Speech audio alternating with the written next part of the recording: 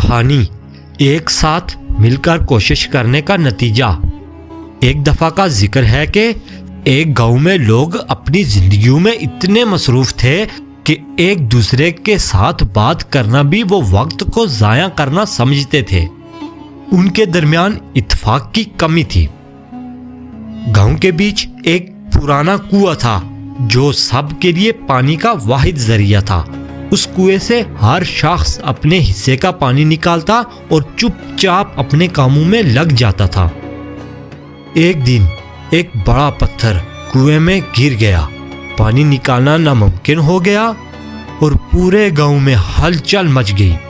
کسی نے کہا، یہ پتھر بہت بڑا ہے، اسے نکالنا ممکن نہیں ہے، ہمیں کسی اور جگہ سے پانی لانا ہوگا۔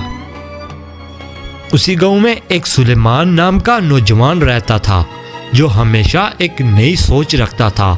سلیمان بولا، ہم سب مل کر کوشش کریں تو یہ کام ہو سکتا ہے۔ گاؤں والوں نے ہنس کر کہا، یہ کام ہماری طاقت سے باہر ہے، ہم نے کبھی مل کر کوئی کام کیا ہی نہیں۔ سلیمان نے ان کو سمجھایا اور کہا، اگر ہم یوں ہی مایوس ہوں گے تو ہم ہمیشہ کے لیے پانی سے محروم ہو جائیں گے۔ ہمیں اپنی مدد آپ ہی کرنی ہوگی۔ سلیمان نے چند لوگوں کو اس بات پر منایا کہ وہ اس کے ساتھ مل کر کوشش کریں گے۔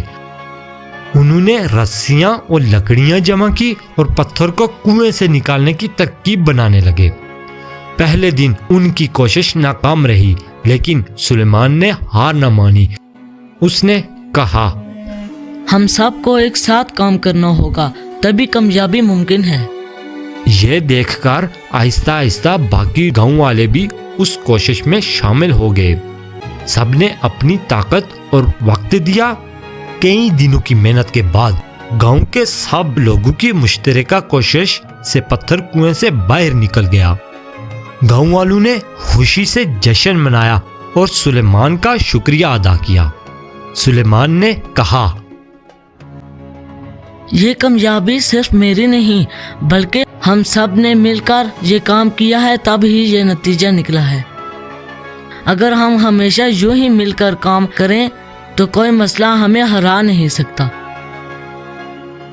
گاؤں کے لوگوں نے یہ سبق سیکھا کہ اتفاق میں ہی اصل برکت ہے۔